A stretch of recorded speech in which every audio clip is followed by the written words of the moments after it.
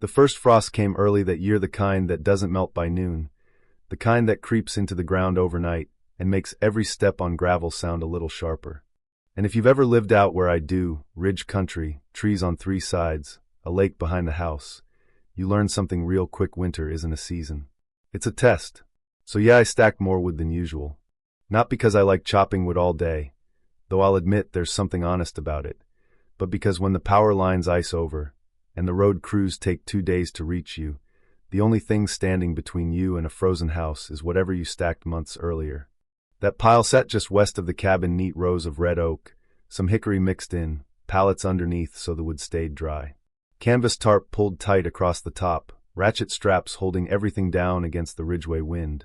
It wasn't pretty, maybe, but it was right. 2 years of seasoning dry enough to ring hollow when you knocked 2 logs together. And if winter behaved, that stack would carry me clean through March. Now here's the part where things get ridiculous. One morning I walked down to the gate, and there's a flyer jammed into the latch. No letterhead. No signature. Just a word printed big across the top. Biomass. I remember standing there in the cold staring at that page thinking, you've got to be kidding me. Because apparently, according to whoever wrote that notice, my firewood stack was now being classified as unauthorized biomass storage. Yeah, that happened. Now here's the thing about people who like to control others: they rarely start with the law. They start with language. The paper said may require remediation, may result in enforcement, may violate environmental standards. You see the trick there? May. Not a rule. Not a citation. Just enough official-sounding words to scare people into fixing something that wasn't broken. Most folks would have shrugged and moved the wood. But I'm not most folks. So instead of arguing, I started documenting. Photographs of the flyer. Close-ups of the watermark behind the ink.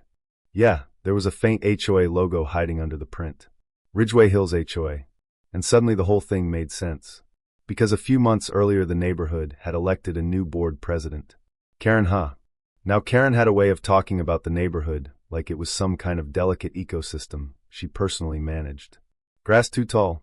Ecological imbalance. Leaves on the ground. Organic waste hazard. Branches stacked for burning. Habitat disruption. You know, the usual Karen poetry. I pulled out the HOA covenant binder, thick thing, full of amendments going back years, and started reading. Fence height rules. Vehicle storage rules. Paint color guidelines. But nowhere, not once, did it say firewood was prohibited. There was exactly one line that even mentioned it. Stored firewood must be neatly stacked and not constitute a visual nuisance. That was it.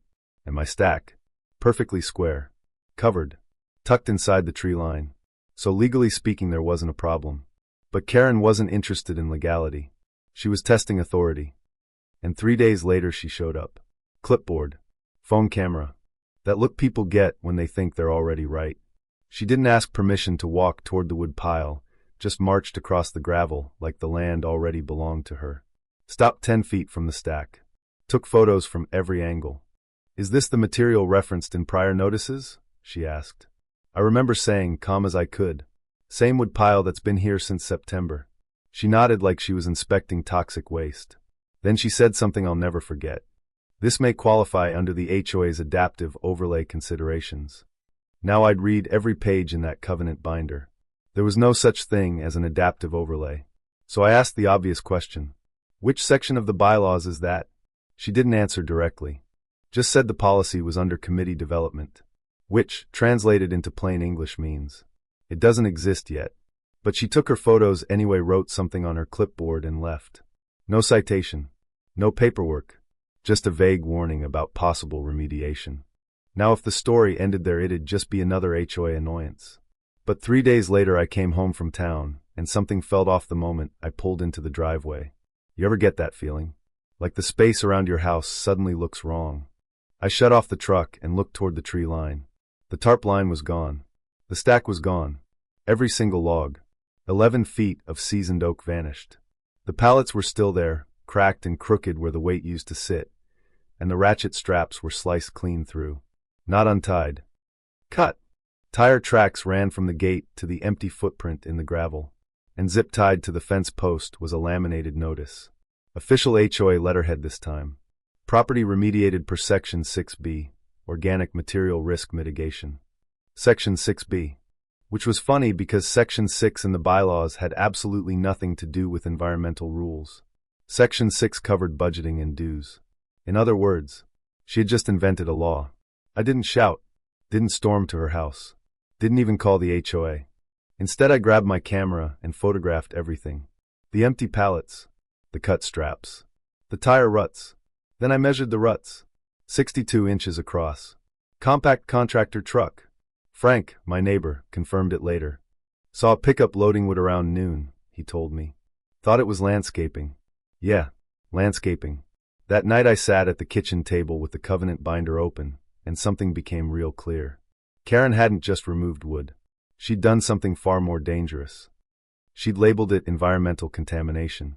See, when you classify something as contaminated organic waste, it falls under Disposal Code 337. And Code 337 is serious.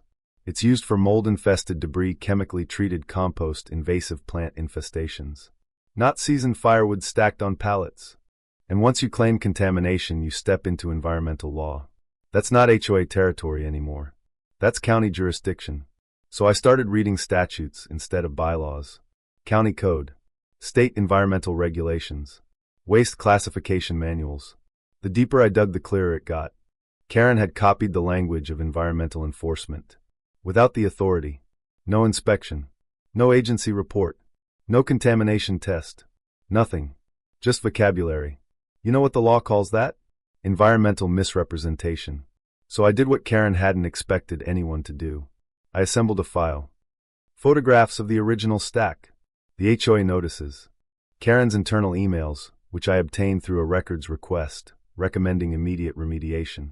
The contractor invoice listing disposal under Code 337. And the county waste manual proving firewood isn't even included in that classification. 32 pages in total. No accusations. Just sequence. Then I took the binder to a lawyer named Emery Lang. Quiet guy. Reads like a machine. He flipped through the documents slowly, stopped at the disposal code, and leaned back. Code 337 isn't casual, he said. Meaning once you classify something under it, you're claiming regulatory authority.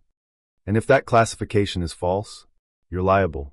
We filed a complaint with the County Environmental Compliance Office. No drama. No threats.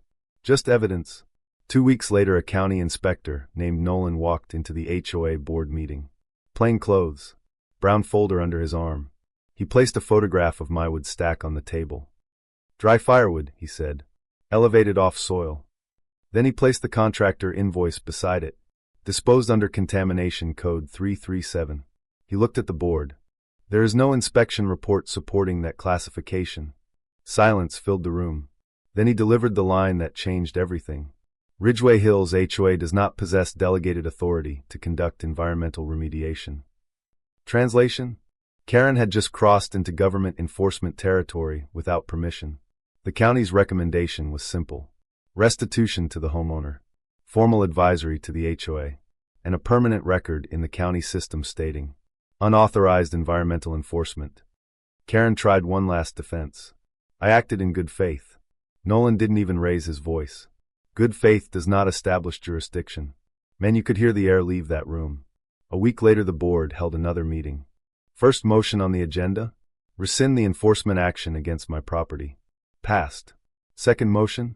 Amend the bylaws so no HOA officer could ever attempt environmental enforcement without written government delegation. Passed unanimously. Then Karen slid an envelope across the table. Her resignation. No speech. No explanation. Just done. A few days later, I found another envelope in my mailbox. HOA check. Replacement value for the wood. No apology. Just restitution. And honestly, that was enough. Because the real victory wasn't the money. It was the amendment written into the bylaws. From that day forward, every enforcement notice in Ridgeway Hills had to cite an exact rule and give homeowners time to respond. No vague language. No invented authority. Just law. These days, there's a new wood stack outside my cabin. Bigger than the last one. Built under a simple tin roof, so anyone driving past can see it plain as day. Firewood. Not biomass. Not environmental risk. Just preparation. Sometimes I stand there in the evening watching the stove smoke rise above the trees, thinking about how strange the whole thing was. because the wood that started this fight is long gone. But the boundary it revealed? That's still there. And honestly, I'm curious what you think. If someone with confidence and the right vocabulary can make rules sound real even when they aren't, where do you think the real responsibility lies? With the person who invents the authority, or the people who never question it? Let me know your thoughts, because situations like this happen in neighborhoods all over the country. And sometimes the difference between control and accountability is just one person deciding to read the fine print.